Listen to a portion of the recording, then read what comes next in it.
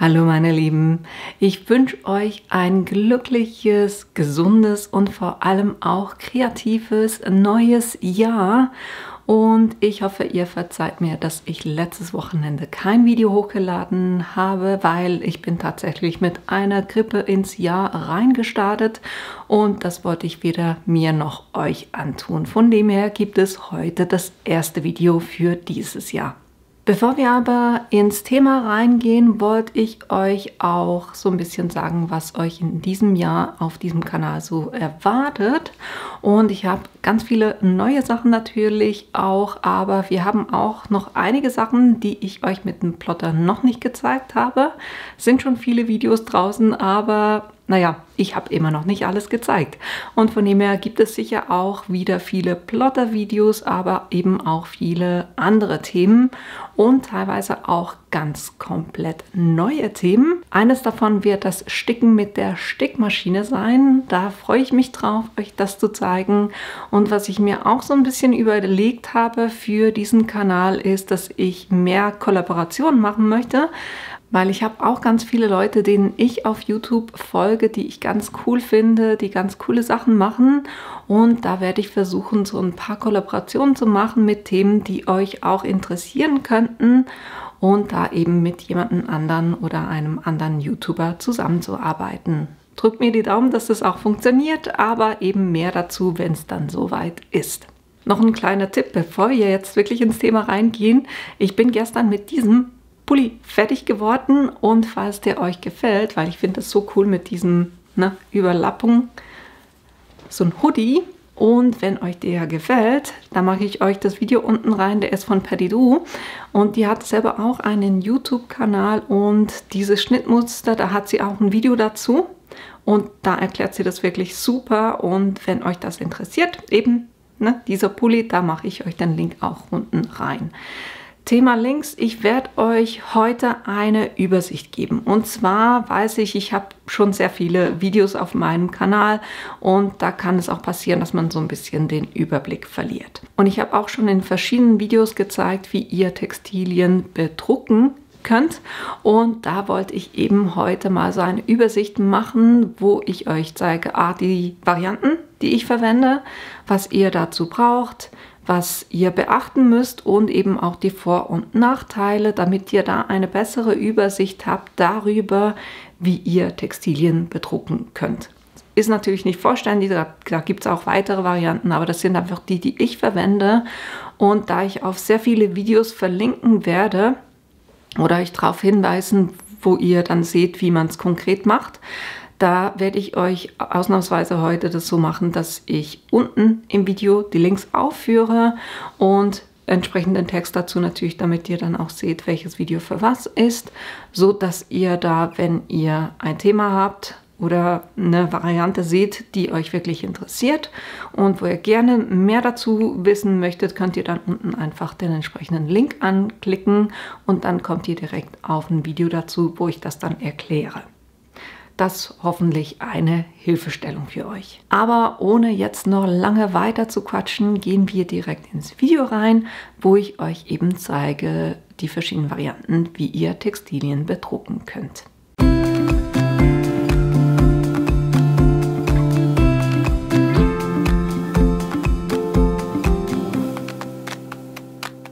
Heute geht es, wie gesagt, um das Thema Textilien bedrucken. Und zwar habe ich da einerseits die bedruckbare Aufbügelfolie, Flexfolie oder auch genannt Heat Transfer Vinyl oder HTV. Dann Screen Printing und da habe ich 3 Varianten und Screen Printing ist Siebdruck. Einerseits mit Vinylfolie, einerseits mit Flexfolie und dann aber auch mit den Eigenart-Schablonen. Und zu guter Letzt dann noch der Sublimationsdruck und da einerseits mit Infusible Ink, mit Sublimationsdrucker oder mit Easy Sublim.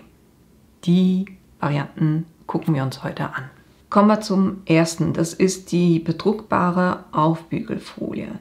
Was braucht ihr dazu? Ihr braucht eine bedruckbare Folie und da gibt es ganz viele verschiedene Anbieter, die sowas anbieten und ihr braucht einen Drucker dazu. Ich habe hier jetzt Inkjet hingeschrieben, weil Mit der Folie, die ich habe, steht da auch drauf, muss es ein Inkjet-Drucker sein. Dann ein Bügeleisen, eventuell Flexfolie oder Snap-Pad, das sage ich euch gleich warum.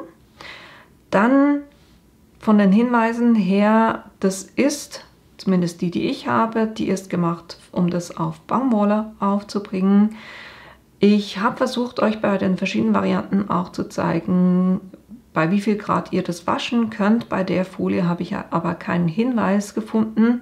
Ich gehe mal davon aus, weil wir drucken das mit einem Inkjet-Drucker, dass es Maximum 40 Grad sein wird, eventuell sogar bei der Handwäsche. Ihr müsst also ein bisschen auch bei dem Anbieter, wo ihr die kauft, findet ihr eventuell Hinweise, wie die dann auch waschbar sind. Aber ich gehe mal davon aus, dass es nicht allzu hoch ist von den Grad her. Was hier sinnvoll ist, wenn ihr die Textilien vorher wascht, weil, upsie, Schreibfehler, sehr schön, weil wenn ihr die wascht, dann ziehen sich ja die Fasern zusammen und das, was ihr aufbringt, nämlich diese bedruckbare Folie, die klebt ihr quasi auf die Baumwolle drauf. Das heißt, wenn ihr die nicht gewaschen habt, also die Textilien nicht gewaschen habt, dann kann es sein, dass ihr das, wenn ihr es aufgebracht habt und dann zum ersten Mal wascht, dass sich die Fasern zusammenziehen und dann habt ihr quasi wie zu viel Material und dann wölbt sich das Ganze. Also da wirklich zuerst die Textilien waschen. Anwendung bei beiden Folien, und da sage ich gleich, welche beiden ich meine, ist unterschiedlich. Das gilt nicht nur für die beiden, die ich habe, sondern für alle anderen. Es ist jeweils aufgedruckt oder ihr findet eine Beschreibung bei der Folie, wie ihr das machen müsst. Und ich verlinke euch das mit meiner Folie, das verlinke ich das Video euch unten, wo ich das gemacht habe. Ein anderer Hinweis, was ich gelernt habe, es gibt eine eben für helle und eine für dunkle Textilien. Und da gibt es manchmal so ein bisschen das Problem, dass sich die für dunkle Textilien extrem aufrollt, wenn ihr die abzieht. Das hat hinten eine Trägerfolie drauf und da hilft es, wenn ihr die Trägerfolie, gleich wie wir das bei der Flexfolie mit der Matte machen, ne? Wir biegen ja nicht das Material, sondern die Matte. Und genauso macht ihr das hier auch. Das heißt, ihr legt es quasi so auf den Tisch, dass euer Motiv nach unten guckt und dann zieht ihr die Trägerfolie ab, damit sich die biegt und nicht euer Motiv. Das hilft da so ein bisschen. Vom Preis her, ich habe mal geguckt bei mir, die ich verwende, das sind 5 A4 Blätter, sind 15,80 Franken. Wenn ich eben von dieser Folie rede, so sieht die aus. Die gibt's, eben ich habe die von I Am Creative, das ist, glaube ich, eine Kollaboration mit Migros. Die gibt es für helle Materialien und die gibt es für dunkle Materialien. Und es ist wichtig, dass ihr das beachtet, weil die Anwendung so ein bisschen unterschiedlich ist. Aber eben, ich habe euch eben ein Video gemacht, aber ihr habt die Anwendung auch drauf beschrieben und auf der Rückseite ist sie dann nochmal wirklich abgebildet, wie ihr das machen müsst. Kommen wir noch zu den Vor- und Nachteilen. Vorteil ist, dass ihr quasi alles, was ihr drucken könnt, könnt ihr auch auf Textilien aufdrucken. Und die Anwendung ist relativ einfach und ihr braucht auch wenig Sachen, ne? Von wegen Drucker, Bügeleisen sind Sachen, die ihr häufig schon zu Hause habt. Nachteil ist, der Hintergrund schimmert durch. Es reißt auch sehr leicht und ihr braucht auch relativ viel Druckertinte, um das zu bedrucken. Die Folien sind relativ teuer und was halt, je nachdem, ob man das mag oder nicht, das ist nicht so, dass sich das Ganze mit den Fasern verbindet, sondern es wird auf die Fasern quasi draufgeklebt. Wenn ich sage, der Hintergrund schimmert durch, ich habe hier ein Bild, wo ich euch das auch in dem Video gezeigt hatte. Und ich habe hier ein Muster auf meinem Stoff drauf und wenn ich das so auf den Stoff drauf bringe, dann seht ihr nach wie vor dieses Muster quasi durch den Teddy durchschimmern. Von dem her ist es sinnvoll, entweder das auf einen Uni-Stoff aufzubringen oder die Variante, die ich euch gleich zeige.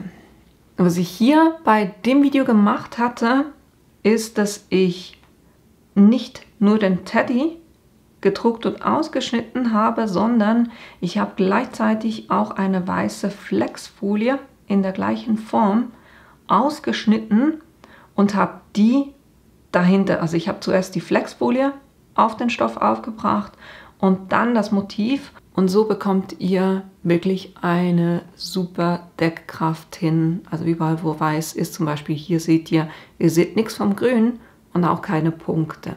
Na, so bekommt ihr eine gute Deckkraft hin. Das könnt ihr nicht nur mit Flexfolie machen, sondern zum Beispiel auch, wenn ihr eine weiße Snap Pap verwendet. Auch darauf könnt ihr das aufbringen. Dunkle Snap Pap würde ich euch nicht anraten. Ich habe das mal versucht mit einer schwarzen und da ist die Farbe, mit der das Snap Pap eingefärbt ist, hochgekommen. Das heißt, mein Motiv war danach schwarz gefleckt. Hat nicht wirklich funktioniert. Aber mit einer hellen Snap Pap, mit einer Ecru oder weißen, funktioniert das gut. Und wenn ich euch gesagt habe, Nachteil, das Ganze reißt, ist auch der Grund, warum ich das nicht für T-Shirts oder alle Textilien, die sich dehnen lassen, verwende ich das nicht und werde ich auch nie verwenden. Hier mit der Baumwolle, die ist auch noch mit Flieselina hinterlegt, das heißt, die bewegt sich überhaupt nicht, egal wie ich da dran ziehe. Von dem her geht mir das Motiv auch nicht kaputt. Aber wenn ihr das auf ein T-Shirt macht, so wie ich das hier gemacht habe, sieht eigentlich ziemlich cool aus, aber sobald ich hier dran ziehe, seht ihr, was passiert. Und die komplette Folie reißt auf. Und ich ziehe noch nicht mal fest, ne? Also das ist sofort, reißt euch die Folie. Was ich extrem unschön finde und deshalb verwende ich diese Folie nicht für dehnbare Textilien. In dem Fall jetzt T-Shirts ist das für mich keine Option. Aber eben, wenn ihr Sachen habt, die nicht dehnbar sind, funktioniert das wunderbar. Das war das zur bedruckbaren Folie. Das nächste ist Flexfolie. Bei der Flexfolie, was braucht ihr da? Ihr braucht logischerweise die Flexfolie selber. Ihr braucht einen Plotter. Und da habe ich auch ein Video gemacht, wo ich mal die verschiedenen Plotter, die ich verwende, gezeigt habe. Das vielleicht ist auch ein Video, was euch helfen könnte. Das verlinke ich euch. Und was ihr da auch braucht, ist ein Hitzetool, wo ihr das Ganze dann auf eure Textilien aufbringt. Ich habe hier die Happy Press drin, ich habe die Easy Press drin, die Mini Easy Press. Ich habe auch das Bügeleisen, aber ich habe da mal ein Video gemacht, wo ich die quasi verglichen habe und euch gezeigt habe, warum für mich die Happy Press oder die Easy Press das die besten Varianten sind und warum ich Flexfolie nicht mit dem Bügeleisen aufbringe. Das Video verlinke ich euch auch unten und dann braucht ihr noch ein Entgitterungstool. Von den Hinweisen her, waschbar ist das bis zu 80 Grad Celsius und was auch hier ratsam ist, wenn ihr die Textilien vor dem Bedrucken wascht, aus demselben Grund wie vorhin, und dass ihr da logischerweise vorher auch noch mit einem Fusselroller drüber geht, damit ihr da wirklich das schön auf den, oder der Kleber sich schön mit den Fasern verbinden kann. Aber ja, das ist so das, was ihr beachten müsst bei der Flexfolie. Vorteile, Nachteile hier. Vorteil, ihr könnt hier wirklich relativ filigrane Designs machen. Ich zeige euch da noch ein paar Beispiele. Was auch möglich ist, ihr könnt mehrfarbig Motive machen. Ihr könnt die entweder ausschneiden, dass die verschiedenen Farben nebeneinander liegen oder Kante auf Kante liegen. Ihr könnt die aber auch stapeln. Also ihr könnt gut 2 Schichten Flexfolie aufeinander aufbringen. Auch das geht. Ihr habt bei der Folie eine volle Deckkraft. Das funktioniert wirklich super. Das heißt, ihr könnt die auch auf gemusterte Textilien aufbringen. Das Schöne ist auch, ihr habt wirklich verschiedene Farben und auch viele Spezialfolien verfügbar und die Handhabung ist relativ einfach. Der Nachteil auch hier wie beim vorherigen, die Flexfolie liegt auf den Fasern drauf. Ne? Das ist nicht was sich mit den Fasern verbindet, oder verschmelzt, sondern es wird auf die Fasern draufgeklebt. Komplexe Farbdesigns sind nicht möglich. Das Beispiel, was ich euch hier gezeigt hatte, sowas könnt ihr mit Flexfolie nicht machen. Ihr müsst wirklich schön abgegrenzte Farbbereiche haben oder ihr habt eine Flexfolie, die selber schon in verschiedenen Farben ist. Das geht dann natürlich, aber ihr könnt jetzt nicht irgendwie sowas wie das, was ich vorhin gerade gezeigt habe, das ist nicht möglich. Und auch ich habe es jetzt mal als Nachteil aufgeführt, hätte es auch bei den Hinweisen machen können, ihr dürft hier nie direkt mit Hitze auf die Flexfolie drauf. Das ist ein ganz dünnes Plastik und das zieht sich sofort zusammen, sobald ihr da mit dem Bügeleisen zum Beispiel drauf geht. Also das heißt, ihr könnt Sachen nachher noch bügeln, aber dann müsst ihr mit einem Backtrennpapier drauf, um das Plastik quasi, um die Flexfolie zu schützen. Gucken wir uns auch hier ein paar Beispiele an. Das zum Beispiel, nur damit ihr seht, wie unglaublich filigran ihr mit Flexfolie arbeiten könnt. Das war was ich einfach aus schwarzer Flexfolie ausgeschnitten habe und dann auf einen Baumwollstoff aufgebracht habe. Oder dann auch hier diesen Jutebeutel. Da hatte ich euch auch ein Video gemacht, wo ich euch das gezeigt habe. Solche Motive finde ich auch immer extrem klasse. Die sind jetzt beide mit Schwarz.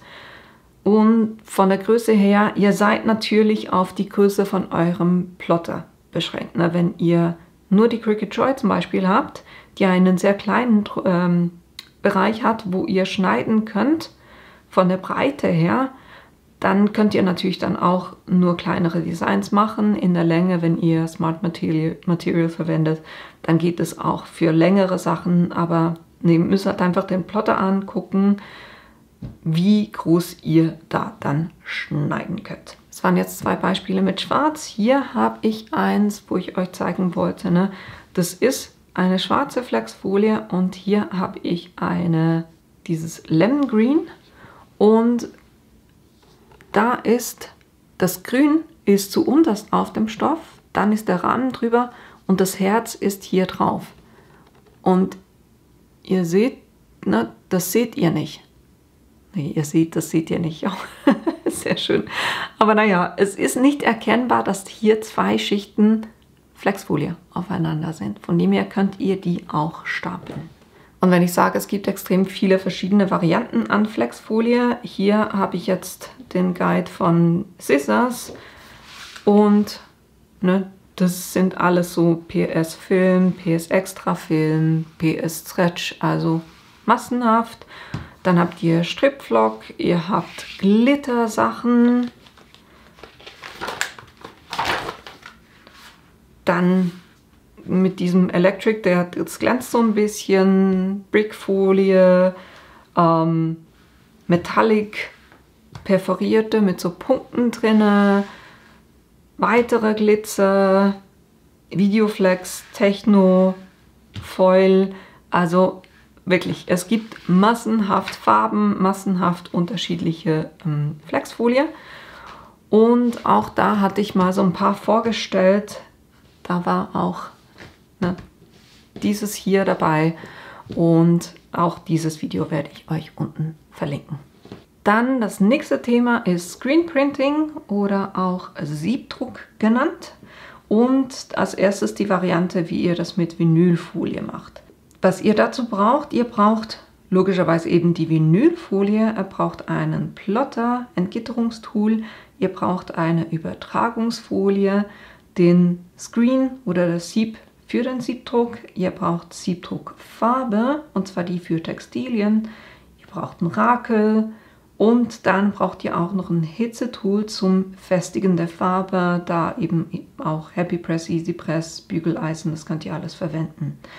Eventuell auch noch eine Siebdruckvorrichtung, die zeige ich euch gleich noch, die finde ich extrem hilfreich. Von den Hinweisen her, die Sachen oder die Farbe ist bis zu 40 Grad waschbar.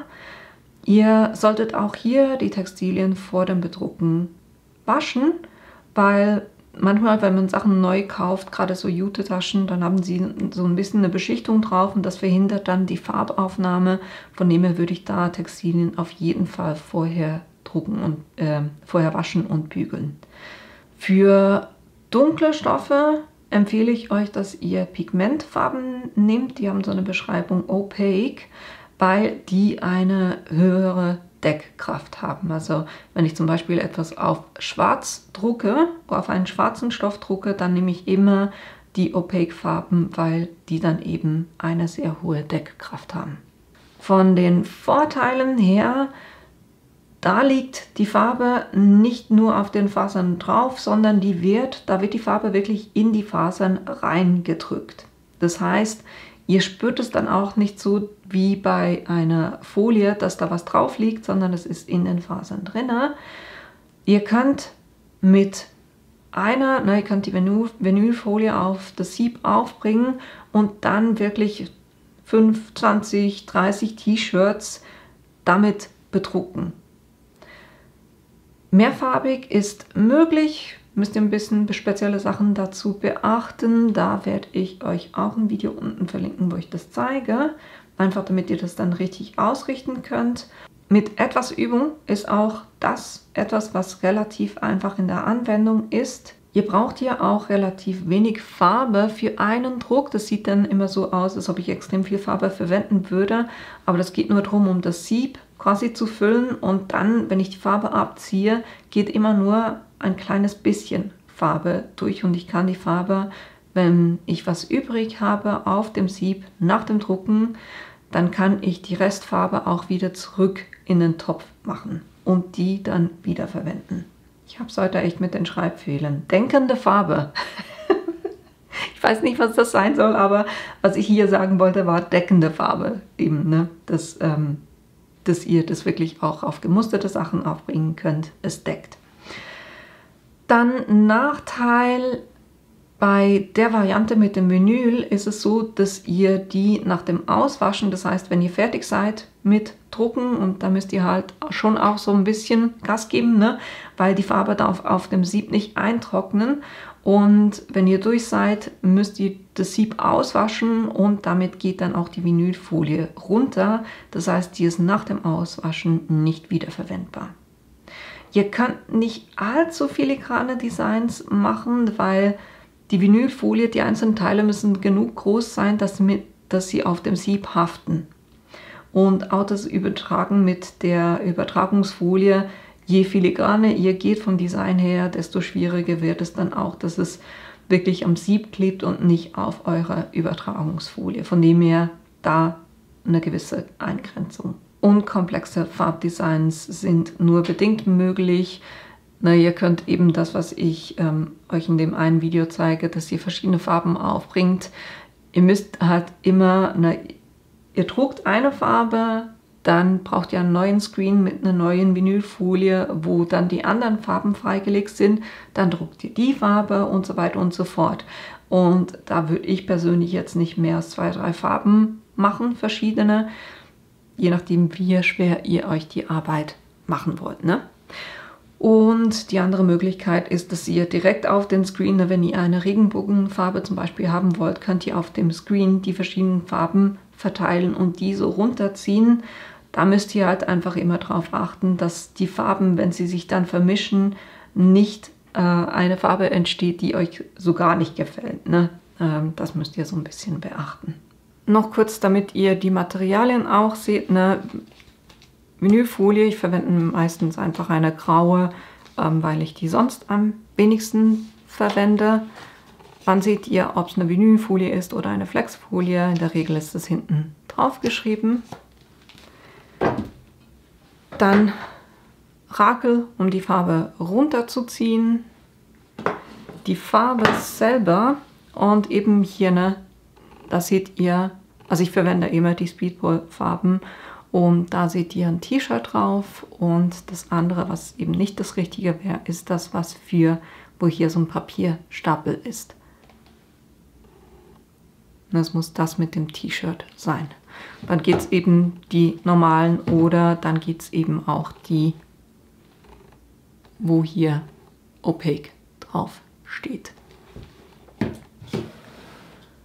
Zum Übertragungsfolie, ich habe hier so eine, die ist fast wie ein Malerkrepp. Die finde ich eigentlich am besten, weil die nicht so stark klebt. Und dann eben logischerweise Sieb. Da gibt es verschiedene. Und ich habe gerne die von Speedball, weil ich das Sieb austauschen kann. Ne? Hier ist so ein Plastikstreifen drin und den kann man rauslösen und dieses Sieb dann rauslösen und einfach ein neues Sieb zurechtschneiden, wenn das nicht mehr sauber oder wenn das nicht mehr gut ist. Und dann so den Screen einfach neu beziehen kann. Das ist jetzt die kleinste Variante, die gibt es auch in verschiedenen Größen. Und das andere ist eben diese Vorrichtung, die ich habe. Ich habe einfach diese Manschetten gekauft oder diese Schnallen gekauft und die auf ein Stück Holz drauf geschraubt. Und so habe ich hier, ne, diese Dinger kann ich einfach lösen, den Rahmen drauf machen, die wieder festmachen. Und so kann ich den Screen anheben und habe quasi meine Hände frei. Und das andere ist halt einfach, das bleibt dann genau da, wo ich es hatte. Das heißt, wenn ich drucke und dann gucken will, hat das Motiv, was ich bedruckt habe, genug Farbe abgekriegt, hat es das wirklich sauber gedruckt, kann ich das anheben und wenn nicht, kann ich einfach wieder runter und die Farbe nochmal drüber ziehen, weil es ist immer noch an der genau selben Stelle. Das kriegt ihr eigentlich ohne diese Vorrichtung, das zweite Mal bedrucken, kriegt ihr nicht hin. Von dem her, das ist wirklich was, wenn ihr das öfters macht, lohnt sich wirklich das, wenn ihr hier die Dinger kauft. Und ich hatte gesagt, ne, von wie filigran ihr hier gehen könnt, ne, also so geht immer noch, das hat funktioniert und ihr seht halt einfach, ne, das spürt ihr nicht oder fast nicht, dass hier was ist, weil die Farbe eben sich mit den Fasern verbunden hat. Es ist in die Fasern rein. Oder hier ein anderes Beispiel, ne, auch eins, was ich gemacht habe. Da seht ihr auch von den Augen her und von den Linien her. Es geht wirklich ziemlich filigran. Das ist eine Variante, die ich extrem gerne mache. Siebdruck ist was ich wirklich immer wieder mache. Ich habe auch meiner Schwester ein Sieb vorbereitet mit dem Motiv für ihr Tattoo-Studio, damit sie Taschen bedrucken kann, selber bedrucken kann. Die ist es nicht jemand, die meine Video guckt. Sie hat andere Hobbys definitiv als ich. Und ich habe ihr das wirklich einmal gezeigt, wie sie das machen muss. Und dann habe ich sie selber ausprobieren lassen. Na, einmal zugucken, dann selber machen. Und das hat einwandfrei funktioniert. Also die hat wirklich einen absolut sauberen Druck hinbekommen. Von dem her, ne, das kriegt ihr auf jeden Fall hin. Und wenn ihr da vorher so ein bisschen üben wollt, dann könnt ihr da ganz einfach zum Beispiel ein altes Laken nehmen, was Uni ist, und das einfach zerschneiden und dann so das so ein bisschen ausprobieren, bis ihr den Dreh raus habt. Aber eben auch dazu werde ich euch die Videos unten verlinken. Kommen wir zum nächsten Thema und das ist die Variante mit der Flexfolie. Die Flexfolie war das, was ich euch, die zweite Variante, wo ich euch gezeigt habe, wie ihr die auf Stoffe aufbringen könnt. Die könnt ihr tatsächlich auch auf ein Sieb aufbringen. Deshalb, was ihr braucht, ist Flexfolie, ein Plotter, ein Entgitterungstool, der Rest ist eigentlich gleich wie vorhin. Das heißt ein Screen für den Siebdruck, die Siebdruckfarbe, Rakel, Hitzetool und eben auch hier die Siebdruckvorrichtung. Das kann ich euch wirklich empfehlen. Hier dasselbe, auch waschbar logischerweise bei 40 Grad, weil wir reden immer noch von derselben Farbe, nur die Variante, wie wir es aufbringen, hat hier so ein bisschen geändert. Und eben auch Textilien vorher waschen und dass ihr für dunkle Stoffe Pigmentfarben verwendet. Von den Vorteilen hier ist auch logischerweise, dass die Farbe in die Fasern gedrückt wird.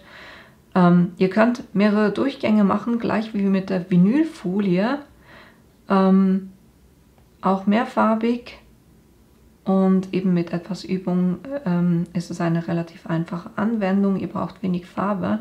Hier der große Vorteil, wenn ihr das mit Flexfolie macht, ist, dass ihr das Sieb nach dem Auswaschen wiederverwenden könnt. Das heißt, ihr wascht nach der Verwendung das Sieb mit lauwarmem Wasser aus und lasst das an der Luft trocknen, und dann könnt ihr dieses Sieb wiederverwenden, weil die Folie bleibt drauf.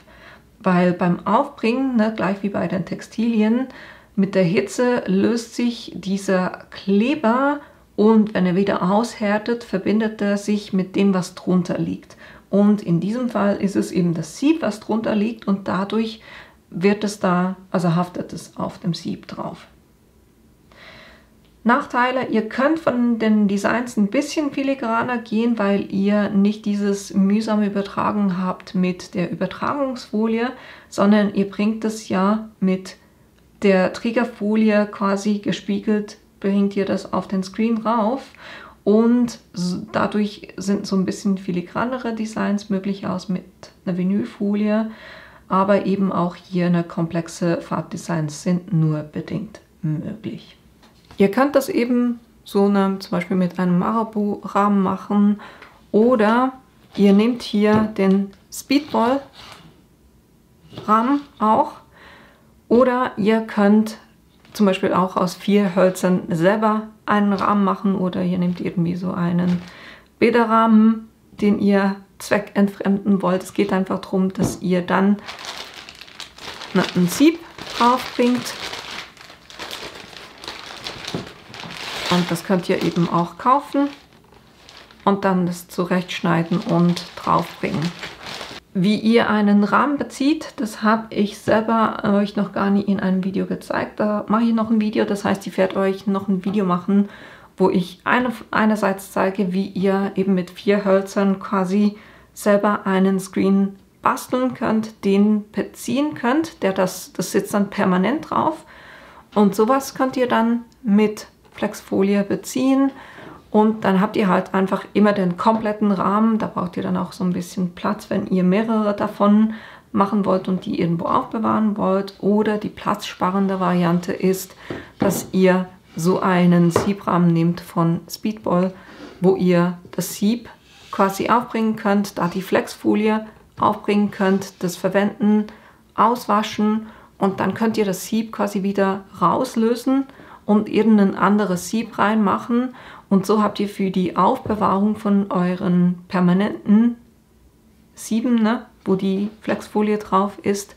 braucht ihr dann quasi nur den Platz für diesen Stoff, ne, für das Sieb selber, und nicht jedes Mal noch mit Rahmen. Von dem her ist das eine gute Option.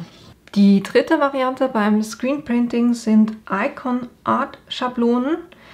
Und die gehen schon mehr in die Richtung, wie man normalerweise ein Sieb vorbereitet für den Siebdruck. Normalerweise bezieht man einen Screen quasi mit einer blauen Flüssigkeit und härtet die aus oder lässt sie trocknen. Dann belichtet man das Ganze und wascht dann das Motiv aus, oder das, was durchlässig sein soll, wäscht man aus, und so kann man dann dieses Sieb verwenden. Und die Icon Art Schablonen gehen in dieselbe Richtung, nur eben, dass ihr die quasi schon bezogen kauft. Also diese blaue Tinktur ist schon ausgehärtet quasi auf eurer Schablone drauf. Ihr seht, es macht hoffentlich gleich Sinn. Was ihr hier braucht, sind einerseits Icon Art Schablonen, das heißt diese Schablonierfolie, dann das Starter Kit von Icon Art, weil ihr müsst das Ganze belichten können. Dann braucht ihr immer noch einen Screen für den Siebdruck, weil hier, ne, in dieses Sieb könnt ihr auch die Schablonen von Icon Art einspannen. Ihr könnt es natürlich auch ohne Screen machen und das Motiv direkt auf den Stoff. Ich finde aber, dass es nicht ganz so gut wird, wie wenn man einen Screen verwendet. Dann eben auch hier Siebdruckfarben für Textilien, ein Rakel und dann am Schluss auch hier das Hitzetool zum Befestigen, weil die Farbe muss am Schluss befestigt oder gefestigt werden. Und wenn ihr mit dem Rahmen arbeitet, würde ich auch hier empfehlen, dass ihr diese Siebdruckvorrichtung habt. Hinweise sind dieselben wie vorhin, weil wir verwenden immer noch dasselbe Material von der Farbe her. Vorteile habe ich auch wieder dieselben, aber hier, die Schablonen sind wiederverwendbar und dadurch, dass ihr durch die Herstellungsart, die spezielle Herstellungsart, könnt ihr auch relativ filigran gehen mit den Designs. Bei den Nachteilen, was ich hier zusätzlich aufgenommen habe, ist halt einfach dieses Starter-Kit und die Schablonen sind relativ teuer. Das lohnt sich wirklich nur, wenn ihr das öfters macht oder wenn ihr sogar diese Schablonen verkaufen wollt. Jetzt, wenn ich von diesen Schablonen rede, dann sind das die hier, die sind relativ dünn.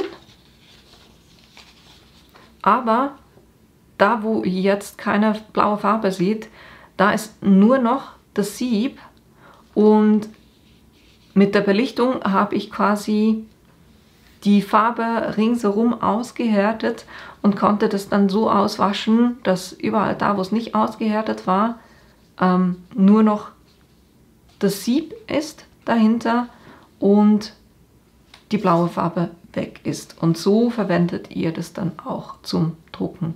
Ich habe es jetzt hier zurechtgeschnitten, weil ich das für was anderes verwendet habe, aber die kriegt ihr auch eben, das sind A4 Seiten quasi und die gibt es auch größer, damit ihr die dann auf den Screen bespannen könnt. Wie gesagt, das ist eher eine teurere Variante und von der Anwendung her, ich würde auch sagen, das braucht ein bisschen Übung. Das war die zweite Version, die ich gemacht hatte, weil bei der ersten war die Belichtungszeit nicht richtig und dann hat es mir das Ganze ausgewaschen. Von dem her, es braucht ein bisschen Übung, bis ihr das schön hinbekommt, aber eben hier für diverse Designs möglich. Aber auch das, wie ihr so eine Schablone herstellt, eben mit dem Starter Kit und wie ihr die dann anwenden könnt, die 2 Videos mache ich euch auch unten rein. Aber per se waren das jetzt die letzten 3 alles Screenprinting, das heißt Siebdruck-Varianten. Einfach mehr von den Varianten her, was für Materialien ihr verwendet, aber schlussendlich wird alles mit Siebdruckfarbe auf das Textil aufgebracht. Jetzt kommen wir noch in den Bereich rein zur Sublimation. Bei der Sublimation arbeitet ihr mit einer Sublimationsfarbe, die erst mit der Hitze quasi aktiviert wird und so auf das Textil übertragen wird. Jetzt hier bei der ersten, quasi einfachsten Variante habe ich die Infusible Ink aufgeführt. Das ist ein Produkt von Cricut und da bekommt ihr so ganze Sheets. Das heißt, ihr braucht dieses Papier, was mit Sublimationsfarbe bedruckt schon ist. Da könnt ihr das mit dem Plotter schneiden. Das heißt, ihr schneidet euch quasi euer Motiv aus. Ihr braucht ein hitzeresistentes Klebeband und natürlich braucht ihr ein Hitzetool, weil da müsst ihr schon mit einer sehr hohen Hitze drauf und deshalb, also ich hätte jetzt das noch nie ausprobiert mit dem Bügeleisen, aber ich glaube nicht, dass das wirklich eine gute Option ist, weil die Sublimationsfarbe ist extrem heikel. Das heißt, ihr müsst mit der richtigen Temperatur, und zwar einheitlichen Temperatur, nicht so wie mit dem Bügeleisen, wo es so Löchlein drin hat oder die Hitzeverteilung ungleichmäßig ist. Das spielt eine extreme Rolle.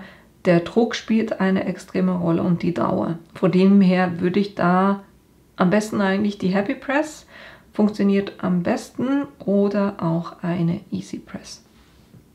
Und ich rede hier vom Textilien bedrucken. Ihr könnt damit natürlich auch Tassen bedrucken, aber heute geht es ja ums Textilien bedrucken. Waschbar bis Fragezeichen Celsius. Es ist tatsächlich so, dass ich das nirgendwo gefunden habe, bis zu wie viel Grad Celsius ihr das waschen könnt. aber ich würde sagen, das spielt auch gar keine große Rolle, weil das so hoch ist, dass ihr eher euer Material kaputt macht als die Farbe, die drauf ist. T-Shirts 60 Grad waschen, ihr könnt die versuchen mit 100 Grad zu waschen, das ist nicht hilfreich fürs T-Shirt, trotzdem wird die Farbe sehr wahrscheinlich noch drauf sein. Ne? Also das kriegt ihr praktisch nicht zerstört. Was ich hier vergessen habe aufzuführen, und das ist extrem wichtig, wenn ich sage nicht, ihr kriegt es nicht zerstört. Sublimation eignet sich nicht für Baumwolle. Ihr könnt ihr könnt mit der Sublimationstinte nicht direkt auf Baumwolle drucken, respektive ihr könnt es machen, aber sobald ihr das schon nur von Hand wäscht, wäscht sich das wieder aus. Ne? Es braucht etwas, was aus mindestens 80% Polyester besteht oder Polyester beschichtet oder Polyacryl beschichtet ist. Also das muss wirklich Polyester sein, sonst funktioniert es nicht. Vorteil, es ist eine relativ einfache Anwendung, gerade mit den Infusible Inks, weil da müsst ihr nicht noch mit Farbmanagement, sondern da folgt ihr einfach den Angaben des Herstellers, mit wie viel Hitze ihr das übertragen wollt oder müsst. Macht das und dann funktioniert das wirklich gut.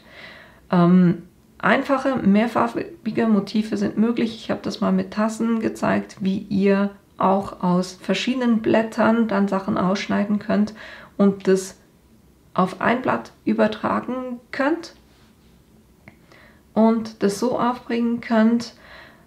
Hier das wirklich Schöne oder für mich der größte Vorteil eigentlich von der Sublimation, die Farbe verbindet sich mit den Fasern. Das heißt, ihr spürt da überhaupt nichts davon, dass hier Sublimationstinte drauf ist oder drinnen ist. Ja, braucht ein bisschen Übung und Erfahrung, das ganze Thema Sublimation, aber ich würde sagen, mit der Infusible Ink ist es fast noch am einfachsten. Nachteile, ihr habt halt einfach die Einschränkung auf das, was an Infusible Ink Farben zur Verfügung steht. Komplexe Farbmotive sind nicht möglich und was hier auch ist, die Sublimationsfarbe ist nicht deckend. Das heißt, wenn ihr irgendwas nehmt, was ein Muster hat oder eine schwarze Shirt zum Beispiel, das könnt ihr nicht mit den Infusible Ink direkt bedrucken, weil es deckt halt einfach nicht.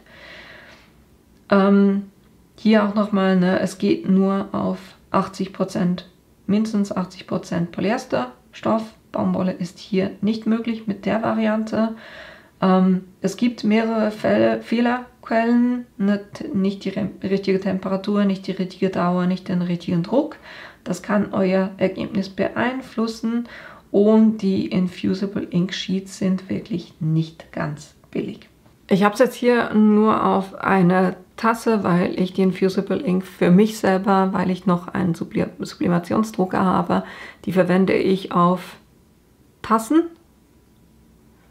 Aber eben, ihr könnt das auch auf T-Shirts verwenden. Und die sehen dann so aus. Das muss Infusible Ink, steht da drauf. Die gibt es für die Cricut Joy von der Größe hier. Die gibt es aber auch größer. Die gibt es in Unifarben, hier jetzt schwarz. Oder eben auch hier gemustert. Auch solche Optionen gibt es. Und damit ihr seht, wie das aussieht, das sind dann einfach, das ist quasi ein Papier, was schon bedruckt ist. Und da hat es eine Trägerfolie, jetzt bei dir von Cricut. Das schneidet ihr aus, löst dann die Sachen raus, die ihr nicht verwenden wollt und bringt es dann so mit der Hitze quasi auf euer Shirt zum Beispiel eben auf. Und so mit der Hitze verflüssigt sich quasi oder verdampft die Farbe so und geht dann auf euer Textil über und wird dort wieder festig oder geht in die Fasern rein und festigt sich. Sagen wir es mal so. Ich versuche es gerade ziemlich einfach zu erklären, aber einfach, dass ihr seht, was es ist. Aber eben, wie gesagt, die Dinger sind nicht wirklich billig. Die zweite Variante beim Sublimationsdruck ist der Sublimationsdruck selber. Das heißt, ihr habt einen Drucker, da gibt es ein spezieller oder glaube ich 2 oder 3 verschiedene Sublimationsdrucker, die sind relativ teuer. Ihr könnt aber auch, ich habe zum Beispiel einen Epson Eco Tank Drucker, weil ich da die Farben selber einfüllen kann. Und das heißt, ich habe einfach diesen Eco Tank Drucker, dann habe ich Sublimationstinte gekauft, die ich dann eingefüllt habe. Ihr braucht ein Sublimationspapier, hitzeresistentes Klebeband und eben auch hier ein Hitzetool zum Aktivieren, wie zum Beispiel Happy Press, Easy Press. Auch hier eben, weil es ist Sublimationsfarbe, das heißt, da könnt ihr, also ich kenne keine Begrenzung von der Temperatur her, die eure Textil überleben würde, sagen wir es mal so. Also die Farbe ist da wirklich, die könnt ihr auch bei hohen Graden waschen. Aber auch bei der Variante, der Stoff muss mindestens aus 80% Polyester sein. Jetzt kommen wir noch zu den Vorteilen. Das Schöne beim Sublimationsdruck ist, dass ihr quasi alles, was ihr ausdrucken könnt, könnt ihr auch auf euer Textil aufdrucken. Und das ist, der Grund ist eigentlich, weil euer Drucker, der arbeitet ja mit einem Farbprofil. Das heißt, der verwendet auch die 4 Farben oder die 3 Farben, Yellow, Magenta, Cyan und dann Schwarz und mischt dann quasi die Farben so zusammen, dass das entsteht, die Farbe entsteht, die ihr für das Bild braucht. Und deshalb könnt ihr hier sogar Fotos drucken. Und auch hier, gleich wie bei der Infusible Ink, da es Sublimationsfarbe ist, verbindet sich die Farbe mit den Fasern. Das heißt, ihr spürt es dann nicht. Auch hier, der Hintergrund oder die Hintergrundfarbe beeinflusst die Farbe des Aufdruckes, weil Sublimationsfarbe nicht deckend ist. Auch hier muss der Stoff mindestens 80% Polyester sein, Baumwolle nicht möglich. Hier ist es jetzt so, dass ich wirklich gesagt habe, die Anwendung ist relativ komplex. Das heißt, es braucht etwas Übung und Erfahrung, weil ihr hier relativ viele Fehlerquellen habt und auch das Farbmanagement, wenn ihr jetzt nicht zum Beispiel einen Sawgrass Printer habt, sondern eben so einen umgebauten Eco-Tank-Drucker, dann ist das Farbmanagement nicht ganz einfach, dass dann wirklich die Farbe rauskommt, die ihr haben wollt. Und eben Fehlerquellen wie Temperatur, Dauer, Druck und auch andere Sachen sind hier durchaus vorhanden. Also ich finde es immer, man muss mit der richtigen Erwartungshaltung dran gehen. Wenn ich denke, dass das hier eine komplett easy Sache ist, bin ich dann enttäuscht, wenn Sachen nicht funktionieren oder wenn ich so ein bisschen tüfteln muss, bis ich das Richtige oder die Lösung finde. Wenn man aber schon weiß, dass es durchaus so ein bisschen fehleranfällig ist und so ein bisschen Erfahrung braucht, wenn ich so dran gehe an das Thema, dann habe ich auch die Geduld und übe da ein bisschen, weil ich finde halt einfach das, was man wirklich damit machen kann, finde ich absolut cool. Hier ein Beispiel von einem T-Shirt, was ich bedruckt habe. Das Motiv habe ich selber gezeichnet und ihr seht die Farben. Das habe ich alles quasi in Procreate drinne gezeichnet und dann einfach mit Sublimationspapier ausgedruckt und dem Sublimationsdrucker und dann auf ein Polyester-T-Shirt aufgebracht. Und so kann ich wirklich komplexe Farbverläufe auch auf T-Shirts draufbringen. Kommen wir noch zur allerletzten Variante und das ist der Sublimationsdruck mit Easy Sublim. Das Vorgehen ist fast dasselbe, aber was wir mit der Easy Sublim machen, ist, dass wir das quasi auf ein Material zuerst übertragen und das Material dann auf das Shirt aufbringen. Dazu brauche ich deshalb auch einen Sublimationsdrucker, Sublimationstinte, dann eben zusätzlich die Easy Sublim, und zwar die Träger- und die Übertragungsfolie, dann auch hitzeresistentes Klebeband, Hitzetool, Je nach Variante, die ihr dann verwendet zum Übertragen, braucht ihr noch Sublimationspapier, einen Plotter und ein Entgitterungstool. Da gibt es zwei Optionen. Ich habe euch eine schon gezeigt. Die zweite Option werde ich euch dann noch ein Video machen. Die Option, die ich gezeigt habe, ist, dass ich indirekt bedruckt habe. Das heißt, ich habe es zuerst auf ein Sublimationspapier aufgedruckt und das dann auf die Easy Supply übertragen und die Easy Supply auf das T-Shirt. Ne? Aber man kann die Easy Supply auch direkt bedrucken und so gleich aufs T-Shirt bringen. Waschbar bei Celsius, ich habe auch hier keine maximale Angabe und eben, dass die Easy Supply direkt oder auch indirekt bedruckt werden kann. Vorteil bei dem ist, dass ihr auch hier, ne, alles was ihr ausdrucken könnt, könnt ihr auch aufdrucken auf ein Shirt. Farbe verbindet sich mit den Fasern, stimmt hier nicht so ganz, weil die Easy Supply ist auch etwas, was auf dem T-Shirt drauf liegt. Das heißt, die Farbe verbindet sich mit der Easy Supply, aber die Easy Supply liegt quasi wie eine Flexfolie auf dem Shirt drauf. Die nächsten zwei sind quasi die größten Vorteile und auch der Grund, warum man die Easy Supply verwendet, ist, dass ich auf Baumwollstoffe drauf kann, weil ich eben diese Zwischenschicht quasi habe und dass die Farbe durch die Easy Supply, die weiß ist, quasi deckend ist. Das heißt, ihr könnt auch auf gemusterte Stoffe drauf gehen oder eben sogar auf schwarze Shirts. Auch hier wieder, es ist relativ komplex in der Anwendung, ne, die Sublimation per se nicht. Die Easy Supply ist eigentlich relativ einfach zur Anwendung, aber das ganze Thema Sublimationsdruck, weil ihr müsst ja, ne, die Easy Supply bedrucken, da braucht es etwas Übung und Erfahrung, gerade im Farbmanagement. Und auch hier gibt es natürlich dieselben Fehlerquellen von wegen Temperatur, Dauer, Druck und andere Sachen. Jetzt, damit ihr auch hier ein Beispiel habt, das ist ein schwarzes Baumwollshirt, was ihr mit dem normalen Sublimationsdruck nicht bedrucken könntet. Deshalb habe ich Easy Supply auf das T-Shirt draufgebracht und dann mein Motiv, was ich vorher ausgedruckt habe, quasi gespiegelt auf die Easy Supply draufgebracht habe. Das Thema ist halt einfach, ne, das verbindet sich jetzt nicht so wie, ne, wenn ihr hier guckt, da spüre ich überhaupt nichts, dass da irgendwas drauf ist.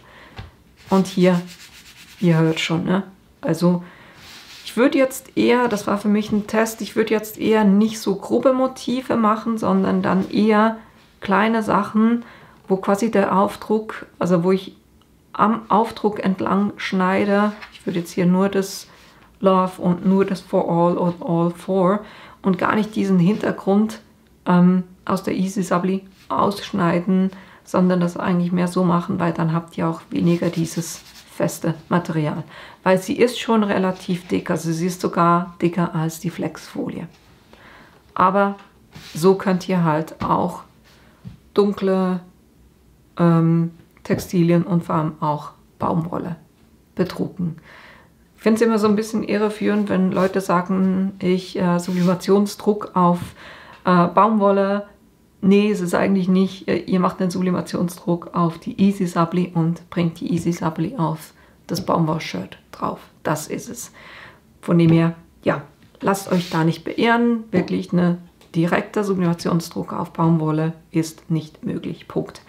Aber das war auch schon alles, ne? Die verschiedenen Varianten.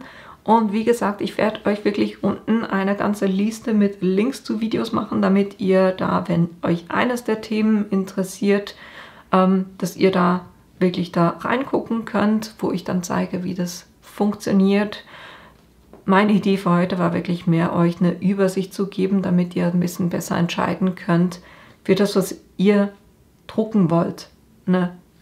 Welche Variante eignet sich am besten für das. Und das war's tatsächlich auch schon für heute. Ich hoffe, das war hilfreich für euch und dass euch das Video gefallen hat. Und beim nächsten Mal gehen wir tatsächlich noch ein bisschen tiefer ins Thema Sublimationsdruck, weil ich da ganz viele Fragen bekommen habe und deshalb noch ein bisschen stärker auf Dinge eingehen will, die ihr da beachten müsst und ein bisschen Hilfestellung zu den Fehlerquellen geben will. Das kommt im nächsten Video, aber für heute war's das. Ich wünsche euch noch einen schönen Sonntag und hoffe, dass ich euch in meinem nächsten Video wiedersehe. Bis bald! Looking up from my window, sun's coming up like the day before. You're like a stone on my pillow.